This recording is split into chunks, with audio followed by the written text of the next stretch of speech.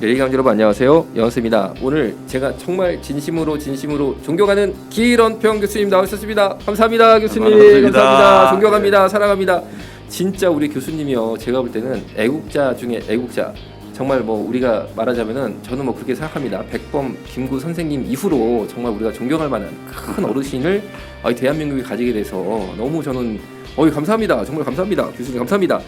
7월 달에 건강가정기본법 개정안 반대 긴급 기자회견에서 삭발식 그리고 텐트 농성을 하셨어요. 그만큼 이번 사안이 긴급했고 교수님께서 진짜 애쓰셨습니다. 교수님, 건강가정기본법 개정안 수차례 통과 시도가 있었어요. 설명을 좀 부탁드리겠습니다. 사람들이 이제 차별금지법은 좀 아는데 이 건강가정기본법 개정안을 잘 모릅니다. 그래서 제가 빨리 이걸 건강가정기본법 개정안의 문제점을 좀 알려야 되겠다 싶어가지고 제가 삭발식도 하고 그 다음에 또 국회 앞에 텐트도 치고 해서 거기서 자고 이렇게 열심히 하고 있습니다. 근데 우리가 차별금지법도 정말 나쁜 법이지만 이 건강가정기본법 개정안도 아주 나쁜 법이에요. 그래서 이 나쁘다는 걸 좀 알리려고 하고 있고 또 이것이 더 위험한 상태에 있습니다. 왜냐하면은 이 건강가정기본법 개정안은 국회 여성가족위원회에서 심의를 하는데 이미 5월 달부터 심의를 시작을 했습니다. 그래가지고 6월 달에 한 차례 통과시키려고 하다가 또 그게 이제 연기가 됐고요.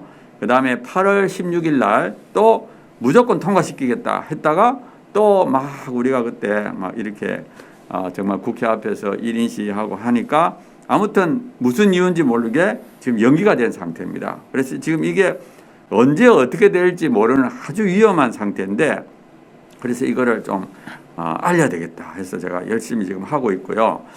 이 건강가정기본법 개정안이 뭐가 문제인지를 조금 간략하게 설명하게 되면 이 원래 건강가정기본법이라는 참 좋은 법입니다. 가정을 건강하게 만드는 아주 좋은 법인데 요거를 개정을 해요. 개정하면서 어떻게 개정하느냐 하면은 가족정책기본법으로 바꿉니다. 그러니까 건강가정기본법을 가족정책기본법으로 바꾸고 가정이라는 단어를 전부 다 가족이라는 단어를 바꿉니다. 근데 가정을 가족으로 조금 의미가 다르지요. 가정하고 가족이. 근데 이렇게 바꾸면서 가족의 정의를 없애버립니다. 이상하죠. 가정을 가족으로 바꾸면서 가족의 정의를 없애버립니다. 그래서 결국엔 이거는 동성결혼을 합법화하려고 하는 것이다. 이렇게 볼 수가 있고요. 사실 이렇게 가족의 정의를 없애게 되면 어떻게 되느냐? 결국에는 결혼하지 않고 동거하는 사람들도 가족으로 인정이 되는 겁니다. 그래서 결과적으로 비혼 동거가 가족으로 되는데 그때 이제 여러 가지 다양한 우리가 허용할 수 없는 동거도 이제 다 가족이 돼 버리는 거예요. 그런데 이 사람들이 또 이렇게 결혼의 정의를 없앨 때 뭐라고 핑계게 되느냐 하면 지금 이 시대에는 다양한 가족이 존재한다. 다양한 가족. 옛날에 원래 가족은 이제 법적으로 혼인, 입양, 혈연 이 세 가지 방법으로 이제 가족이 되는데 지금은 다양한 가족이 존재하기 때문에 그거를 품기 위해서는 가족의 정의를 확대해야 된다. 이렇게 주장하고 있습니다. 그러면서 이분들이 뭐라 그러는가 하면 조손가족, 한부모 가족, 다문화 가족 이런 것들을 핑계를 대는데 사실은 조손가족, 한부모 가족, 다문화 가족 이미 가족입니다. 예를 들어서 한부모 가족이라는 것은 미혼모, 미혼부가 아이하고 같이 사는 건데 이건 혈연이거든, 혈연. 그래서 이분들은 이미 가족인 것을 핑계로 대서 가족의 정의를 확대한다. 이렇게 하니까 이거는 참 아주 안 좋은 거죠. 그래서 일단 이분들은 이제 비혼 동거를 가족으로 하려고. 근데 여기서도 보면은 비혼 동거 중에도 남녀가 동거하는 것은 사실혼이라는 제도가 있습니다. 그래서 이미 남녀가 동거할 때는 배우자의 권리를 많이 줘요. 그래서 가족의 정의를 확대할 필요가 없습니다. 결과적으로 남는 게 뭐냐? 동성끼리 동거하는 거, 또 근친끼리 동거하는 거, 그다음에 다부다처. 이거는 여러 남자와 여러 여자가 동거하는 거. 이걸 가족으로 하니까 이거는 있을 수 없는 일이죠. 그래서 이렇게 동성 결혼을 합법화하려고 하고 있고요. 실제로 현재는 전 세계적으로 29개 국가가 동성 결혼을 합법화했습니다. 근데 이 29개 국가가 동성 결혼을 합법화할 때 바로 동성 결혼을 합법화하지 않았어요. 왜냐하면은 바로 동성 결혼을 합법화하게 되면 국민들이 반대하거든요. 그래서 중간 단계를 거칩니다. 그 중간 단계가 뭐냐 하면은 시민 결합 또 시민 동반자 이런 것을 중간 단계를 거치고 동성결혼 합법합니다. 이 중간 단계에 되는 시민 결합은 뭐냐 하면은 혼인은 아니지만 배우자의 권리를 주는 거예요. 그래서 사실은 지금 이 건강가정기본법 개정안이 바로 그 중간 단계 시민 결합에 해당합니다. 그러니까 건강가정기본법 개정안이 통과가 되면 동성끼리 동거하는 것이 결혼은 아니지만 가족이 됨으로써 배우자의 권리를 주는.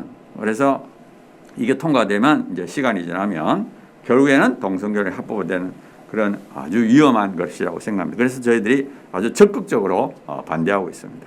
예, 그리고 이분들이 표면적으로 내세우고 있는 조손 가족, 다문화 가족, 한부모 가족을 보호해야 되니까 법을 좀 바꾸자라고 말을 하지만 이것은 완전히 틀린 말이다라는 것인데 조손 가족은 한부모 가족 지원법에서 지원 가능합니다.